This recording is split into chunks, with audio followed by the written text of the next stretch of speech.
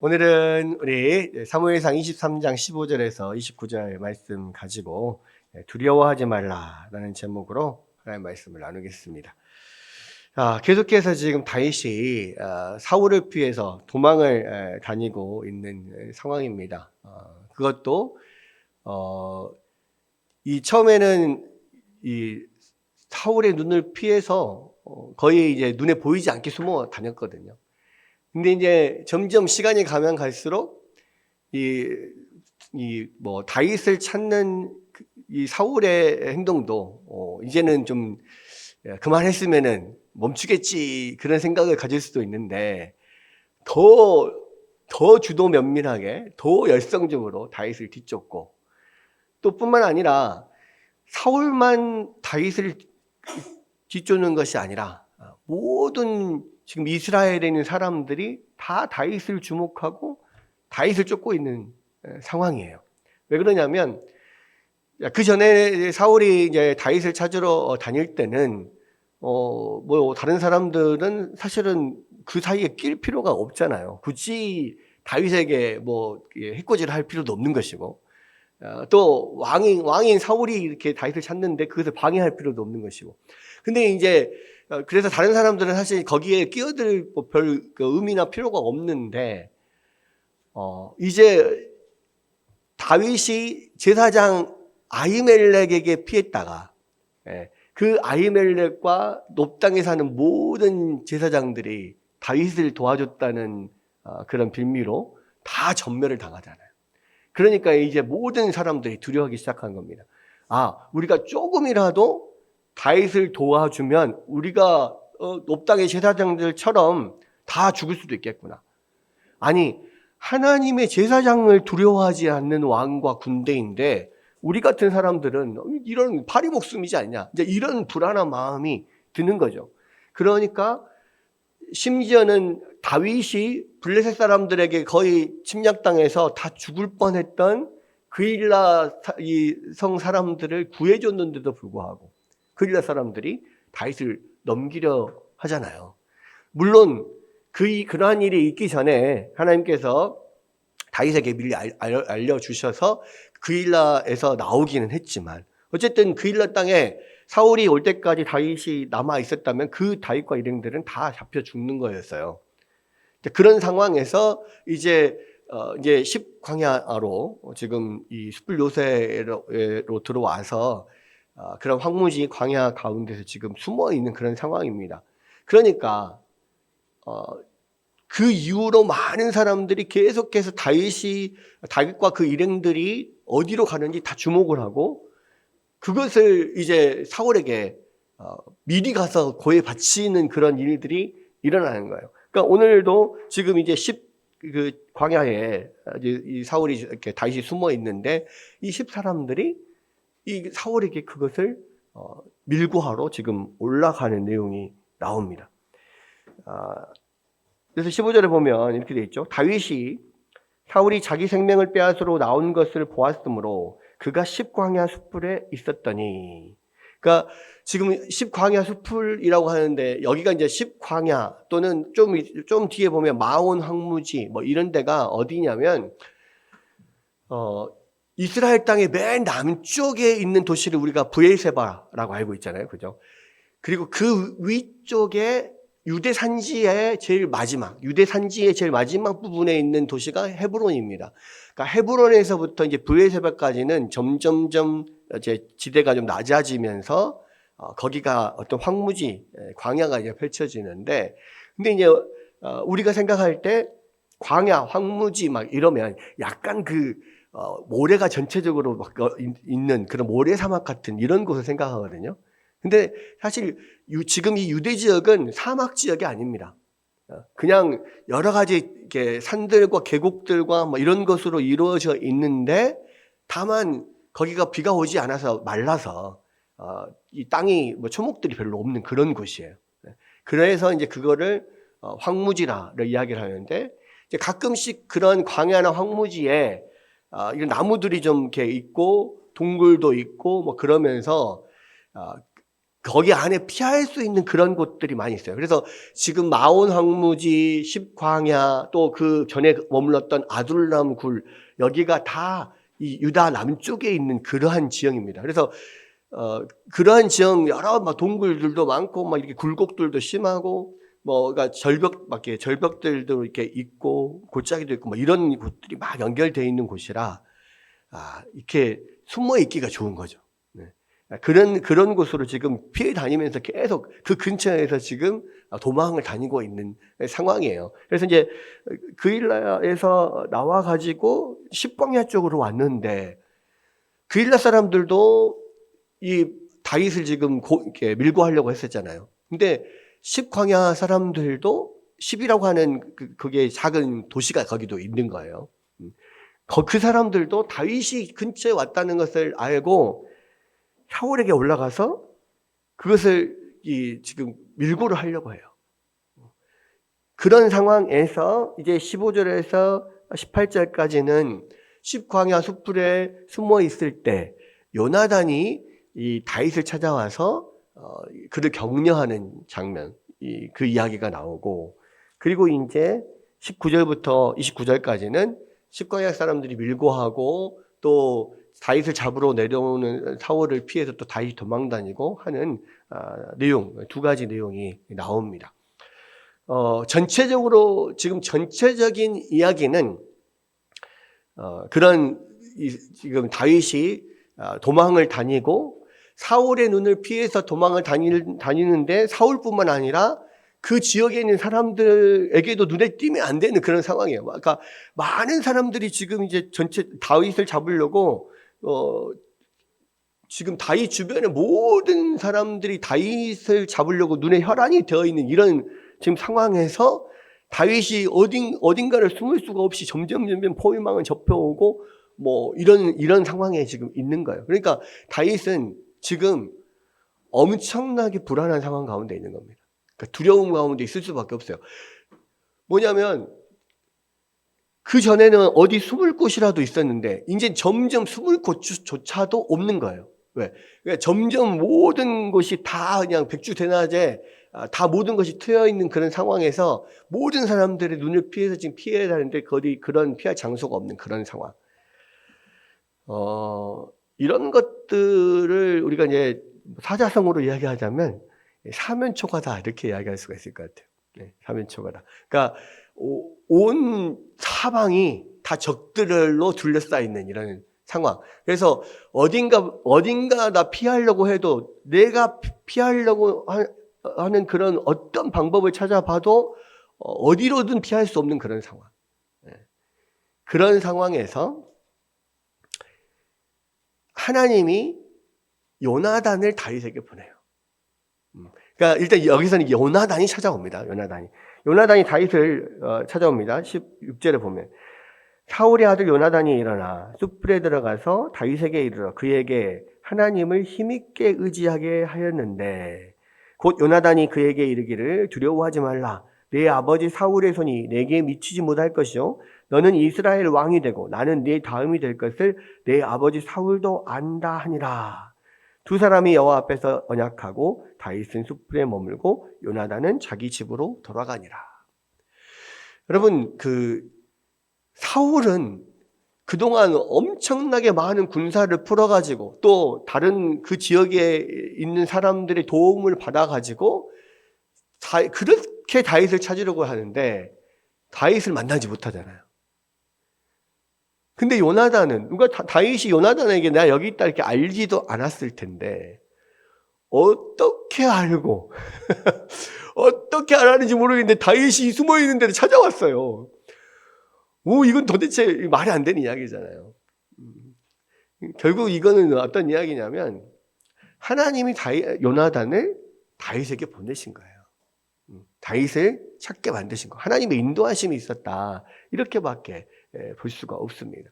그러니까 요나단이 사울보다 더 병력이 많은 것도 아니고 요나단이 사울보다 정보력이 뛰어난 것도 아니란 말이에요. 그런데 그렇게 찾으려고 혈안이 되어 있는 사울을 못 찾고 요나단 한 방에 찾아요.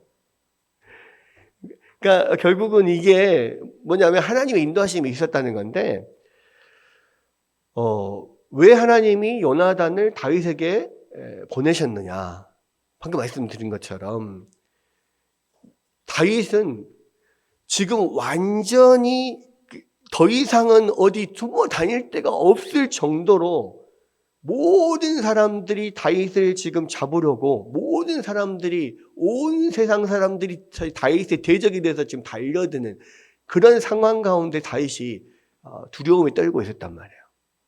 그러니까 하나님이 요나단을 보내서 뭐라고 이야기를 하냐면 두려워하지 말라, 그렇게 이야기를 해요. 여러분, 우리가 우리의 인생을 생각하면은요, 어떤 사람은 그냥 나의 인생은 평탄했습니다 이렇게 생각하는 사람도 있고요. 어떤 사람들은 정말 파란만장한 인생을 내가 살았다, 산전수전 다 겪었구나 이런 생각을 하는데, 근데 대부분은 보면요, 나이가 적은 사람들은 별로 그렇게 인생의 어려움을 잘 몰라요. 인생의 쓴맛이라는 걸 잘 몰라. 근데 시간이 가면 갈수록, 인생을 오래 살면 살수록 그 가운데서 많은 어떤 고난과 어려움들을 직면하게 됩니다.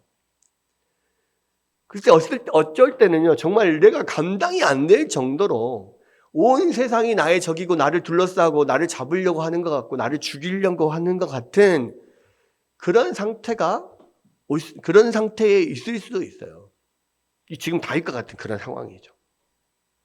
그런데 우리가 정말 감사한 것은 뭐냐면요, 하나님의 자녀들은 그러한 상황들이 올 때 하나님께서 절대 가만히 내버려 두지 않으신다는 거예요.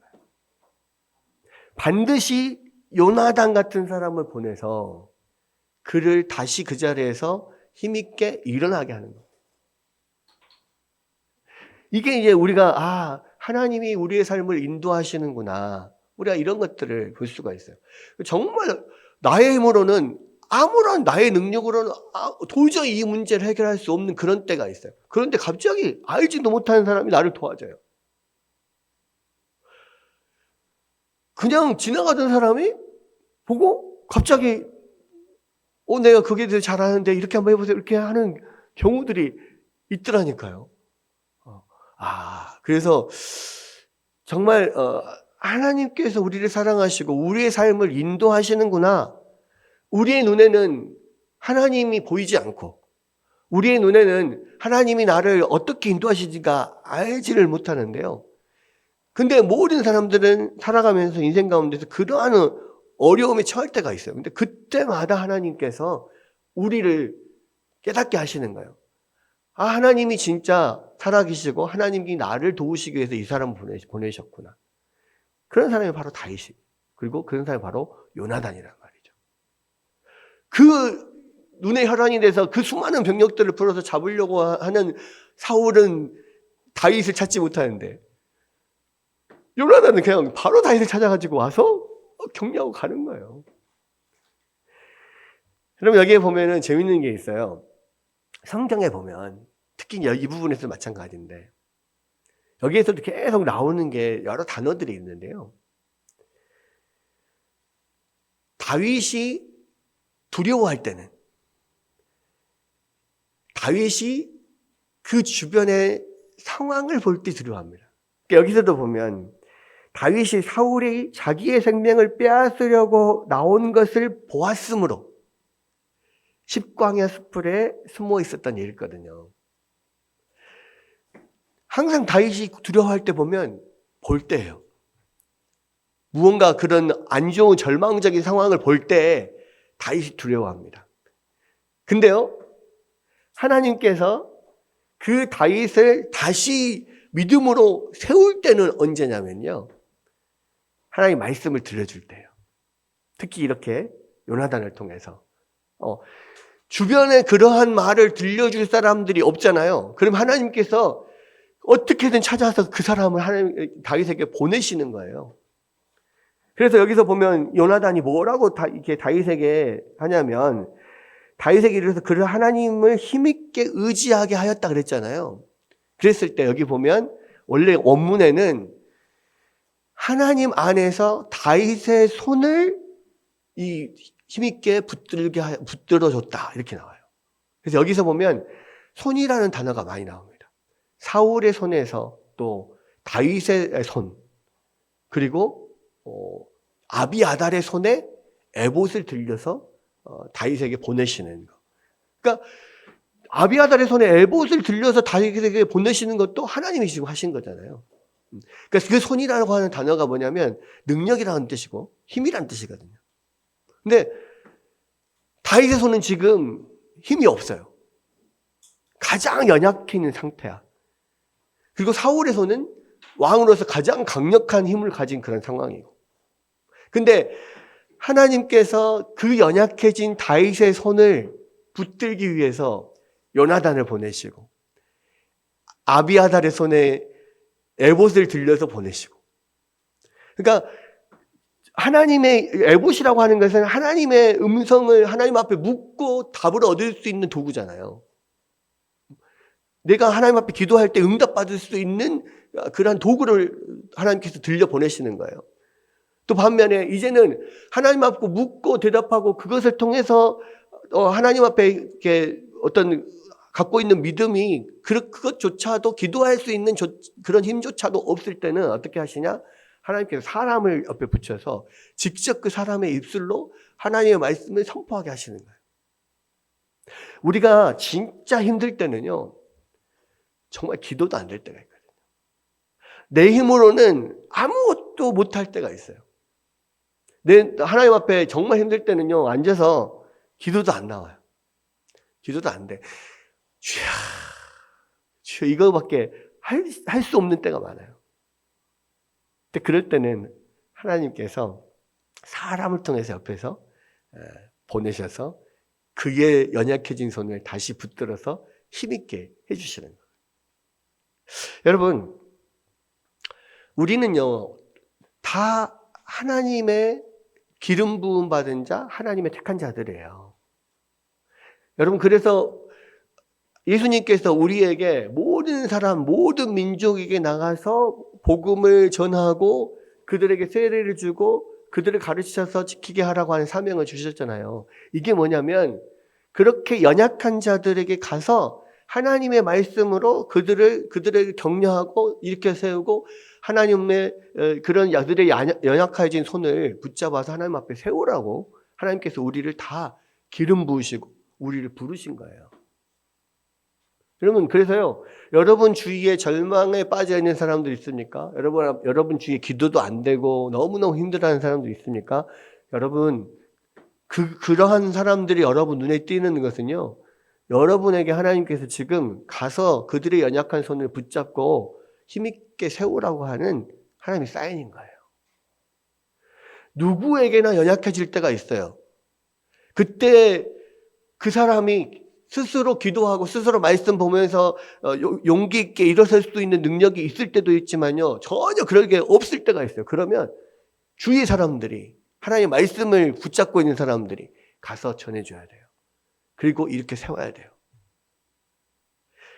여기 요나단도요, 지금 다윗에게 말하는 게 전혀 새로운 이야기를 한 게 아니에요. 하나님이 이미 다윗에게 이 요나단을 통해서 이미 말씀하셨던 것을 다시 반복해서 지금 이야기를 하는 거예요. 여기서 보십시오. 요나단이 그에게 이르기를 두려워하지 말라. 내 아버지 사울의 손이 네게 미치지 못할 것이다. 이거는 하나님께서 그 요나단을 통해서 지금 그렇게 격려하게 하는 거죠. 그리고 너는 이스라엘 왕이 되고 나는 네 다음이 될 것을 내 아버지 사울도 안다. 그러니까 이 말을 하는 것이 이번이 처음이 아니에요. 그 전에 다윗과 언약할 때도 그렇게 계속 말하면서 네가 왕이 되거든 나와 나의 가문을 보호해다오. 요나단이 그렇게 계속 이야기를 했었잖아요. 근데 지금 가장 연약할 이때에 요나단이 다윗에게 찾아와서 다른 말 한 게 아니라 같은 말을 하는 거예요. 그런데 그렇게 같은 말을 하고 또 보면 두 사람이 또 여호와 앞에서 언약을 했다 했잖아요. 이 언약은 무슨 언약입니까? 똑같은 거예요. 전에 했던 언약. 네가 다음 왕이 될 것이고 나는 너의 다음이 될 것을 내 아버지도 안다. 똑같은 이야기예요. 그러니까 나랑 언약하자. 다시 네가 왕이 되면 나와 나의 가문을 외면하지 말고 보호해다오. 이야기를 다시 하는 거예요. 나는 지금 아무런 힘도 없어요. 사울에게 지금 쫓겨다니면서 오늘이나 내일 죽을지 어쩔지 잡힐지 전혀 모르고 가장 불안함에 떨고 있는 그런 상황이에요. 그런데 그런 상황에서 요나단이 와서 두려워하지 마라. 네가 분명히 왕이 될 것이다. 그리고 그 왕이 될 때 나와 나의 가문, 나의 자손들을 좀 생각해다오. 사실은 겉으로 드러나는 걸 보자면 요나단이 훨씬 더 큰 힘을 가지고 있고요.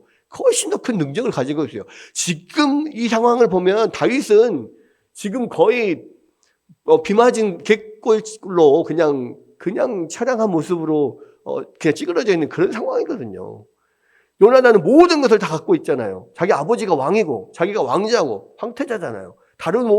이 나라가 사실은 자기 거나 다름없잖아요. 근데도 불구하고 그 비루먹은 강아지처럼 그렇게 두려워하고 낙심하고 있는 다윗에게 와가지고 네가 왕이 될 것이니까 나를 불쌍히 여겨다오. 나와 나의 가문을 네가 잘 지켜주기를 바란다. 이렇게 이야기하는 거예요. 그러니까 이것을 통해서 이 다윗은 요나단의 말을 들어서 요나단의 어떤 그런 믿음직함 때문에 용기를 얻은 게 아니라 그 말이 하나님이 자기에게 약속하셨던 그것이기 때문에 그 어찌 보면 가장 관계가 깊은 당사자인 요나단의 입을 통해서 다시 한번 하나님의 말씀이 전해짐으로써 다윗은 다시 한번 용기를 얻게 되는 거죠. 내가 이렇게 죽을 둥 살 둥 돌아다니고 지금 온 천하가 다 나를 잡으려고 혈안이 돼서 그렇게 하지만 하나님이 반드시 하나님의 약속을 나를 통해서 이루실 것이구나 라는 마음을, 그 믿음을 다시 갖게 하는 거예요. 그러면서 이 다윗이 다시 한번 용기를 얻고 일어나게 됩니다.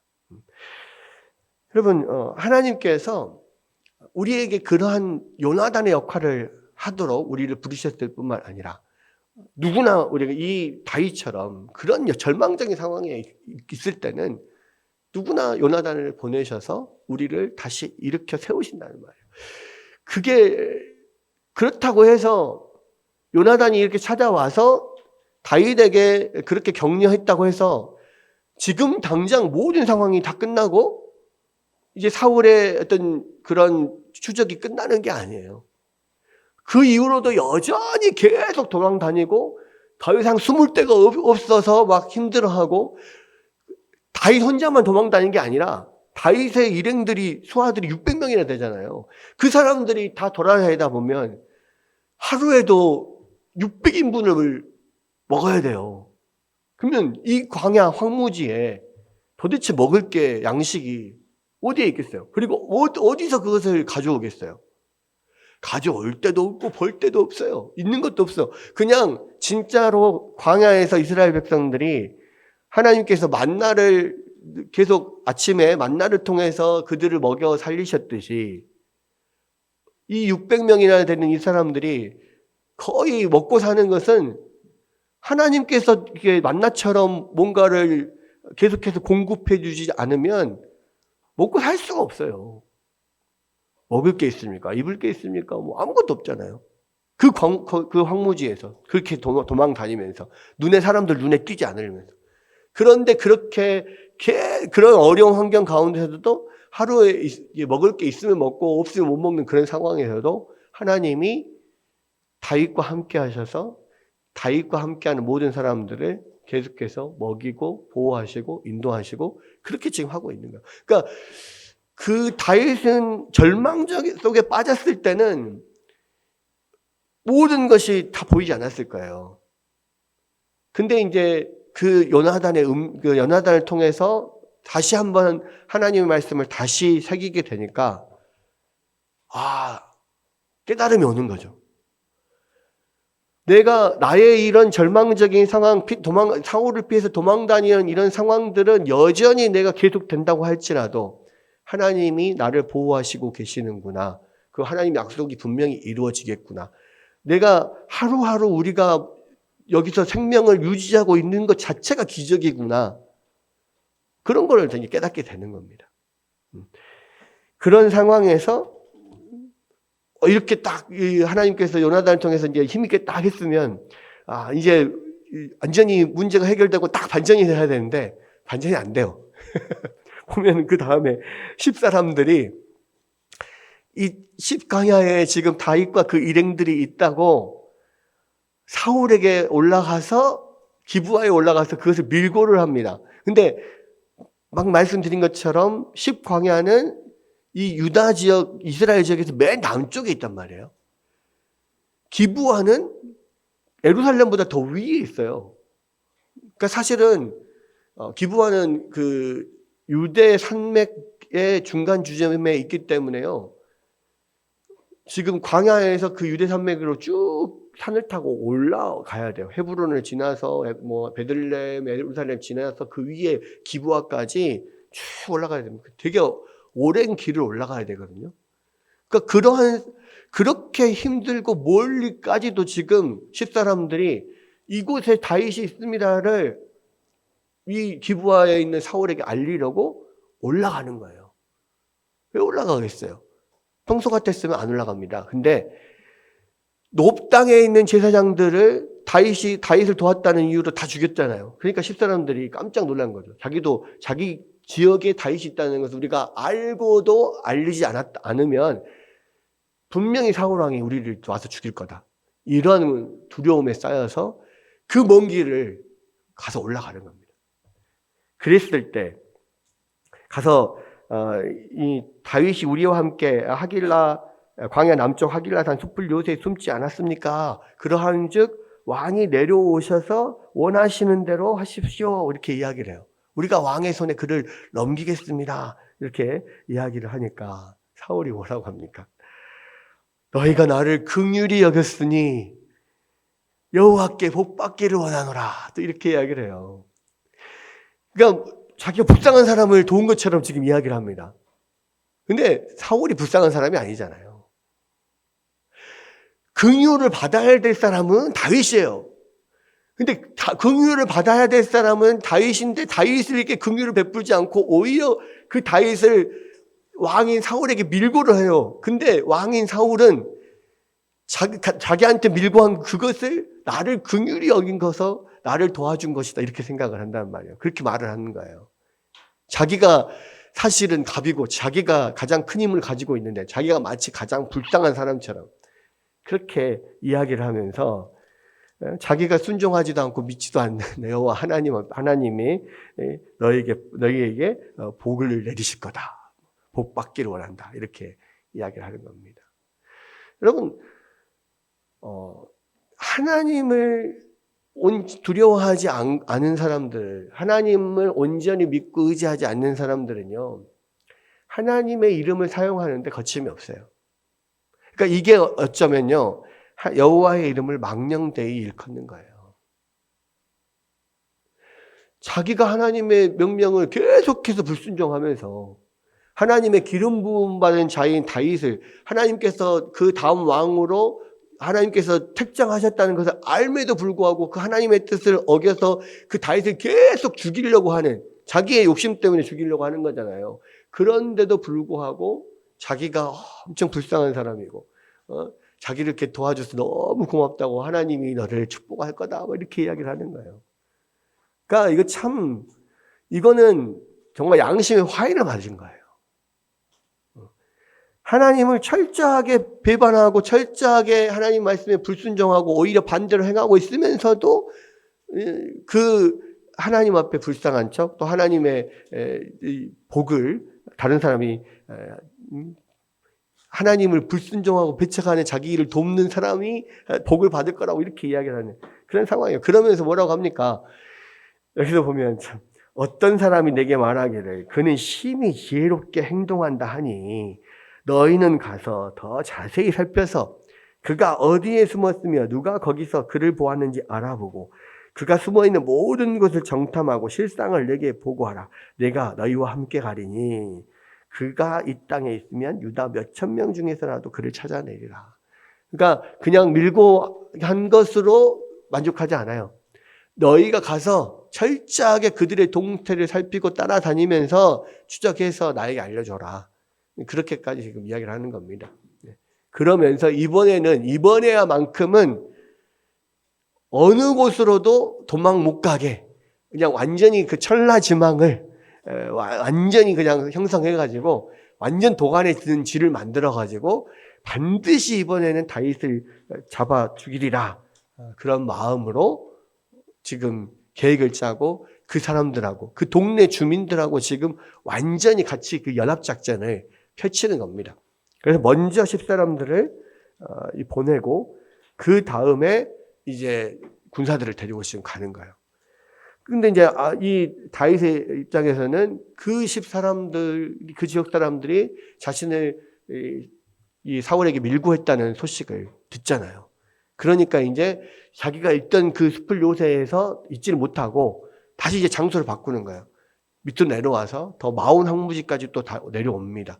그래서 이제 이 마온 항무지는 어디냐면 여기 뒤에서 보니까 깊은 골짜기가 있고 양쪽에 절벽 같은 게 산들로 이렇게 이루어져서 그렇게 또 그 사이사이에 또 이런 굴 같은 것들이 있어서 피할 수 있게 되어 있는 겁니다. 그래서 이제 그렇게 해서 온 그 10사람들 또 사울이 잡으러 온 군사들 뭐 이런 사람들이 진짜 이제 점점 포위망을 좁혀 와가지고 결국 마온 항무지에 지금 있는 그 다윗과 그 일행들을 거의 이제 에워싸기 시작하는 그런 상황이에요.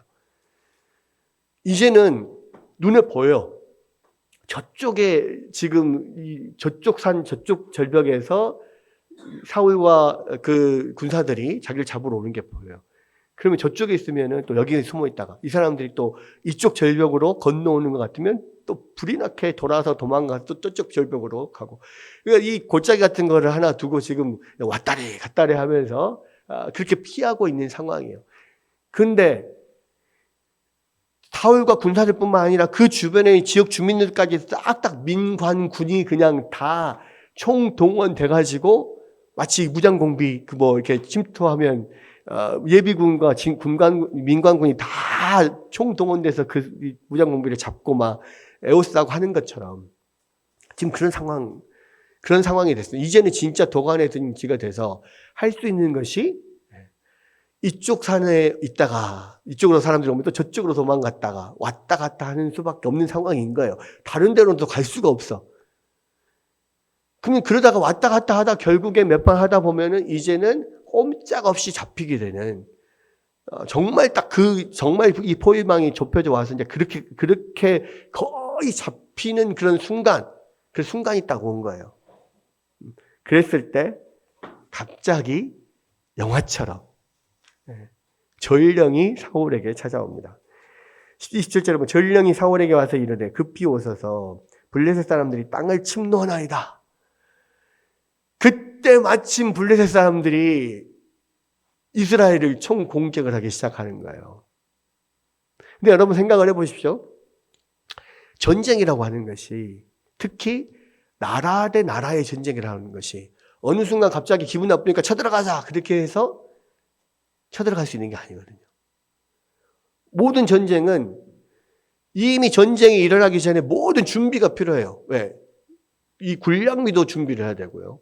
군사도 준비를 해야 되고요. 여러 가지 병기들, 말들, 무기들 다 미리 준비를 하고 몇 월 며칠 딱 몇 시를 기해서 우리가 총 공격한다. 이 모든 작전이 나오고 딱 그렇게 되어야만 전쟁이 일어나는 거죠. 어느 순간 갑자기 야 쟤네들 비었네 쳐들어가자 이렇게 해서 전쟁이 일어나는 거 아니거든요. 특히 나라 대 나라의 전쟁. 근데 딱 이때 다윗이 완전히 도관에 든 쥐 포위돼가지고 민관군이 다 합동 작전을 통해서 거의 잡힐 그 순간에 블레셋이 쳐들어왔다는 소식을 가진 전령이 와요. 그래서 그 사울이 급히 그 군대를 돌려서 블레셋을 막으로 올라가 볼 수밖에 없게 한단 말이에요. 여러분 이게 근데요.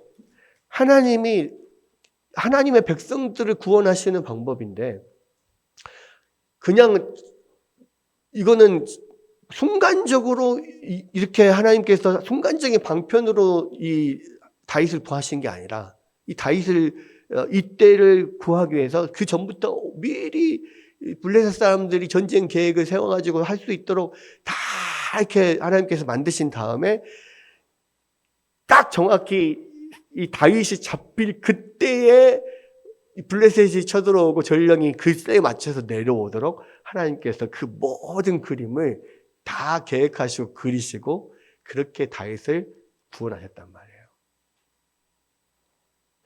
그러니까 이거를 보면은요, 하나님의 타이밍은 우리에게 있어서 우리 입장에서 보면 항상 늦는 것 같아요.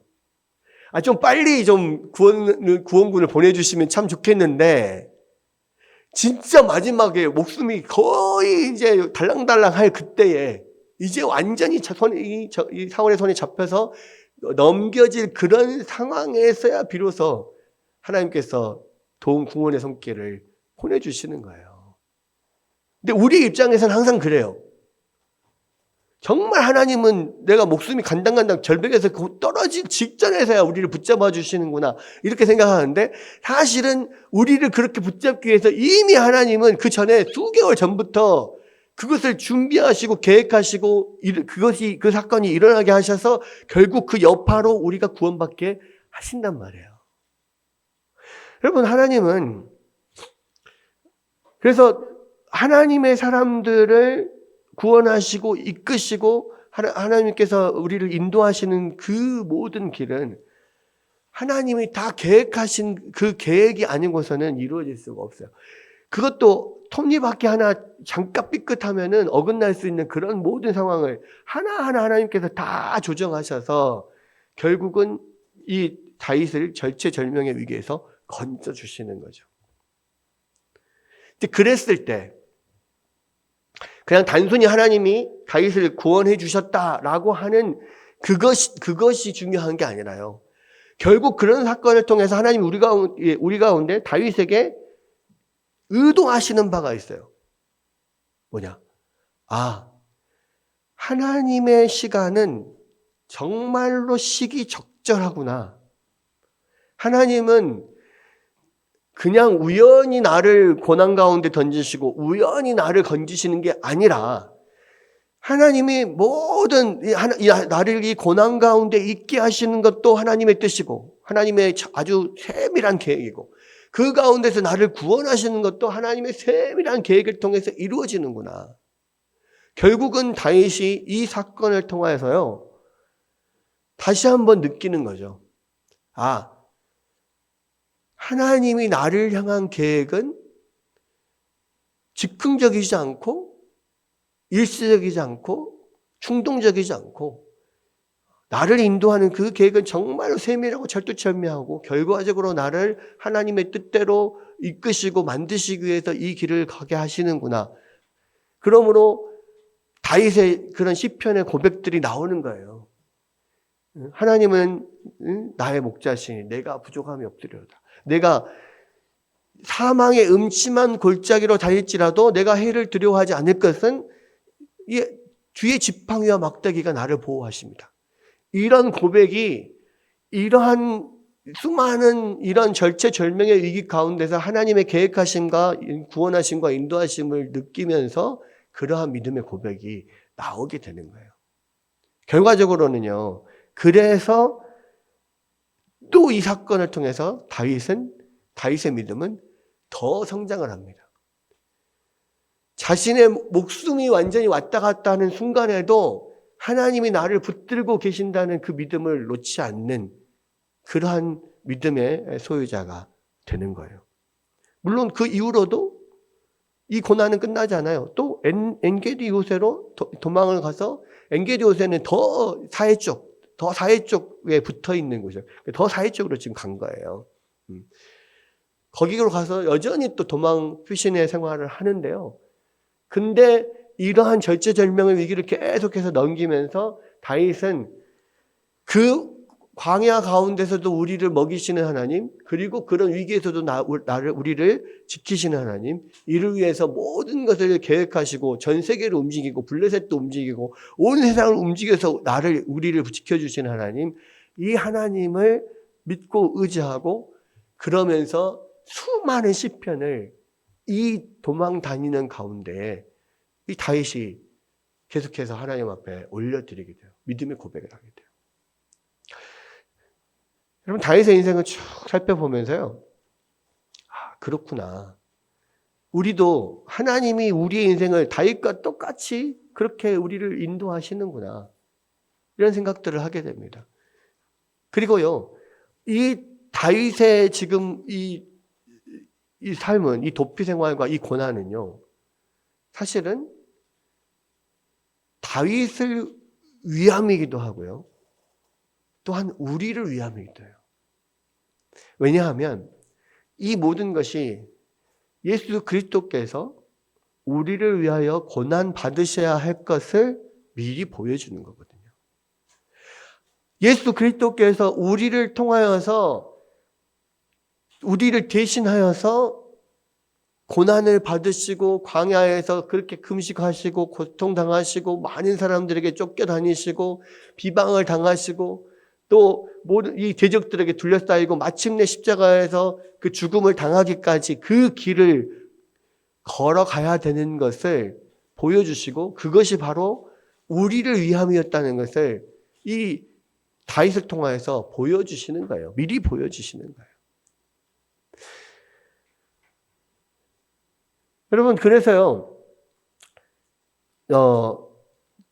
기름 부음 받은 자 그리스도가 고난을 당하여야 할 것이 아니냐라고 예수님께서 부활하신 이후에 자신의 그리스도가 죽은 이유에 대해서 이야기를 할 때 그렇게 기름 부음 받은 자가 고난을 당해야 되는 것이 아니냐라고 그것이 당연하다고 말할 수 있었던 이유가 뭐냐면 기름 부음 받은 자인 다윗이 이렇게 고난을 계속해서 당하는 모습들을 보여줌으로써 왜 그리스도가 고난을 받아야 되는지를 이미 미리 구약에서 설명했기 때문에 그렇게 말씀하실 수가 있었던 거죠.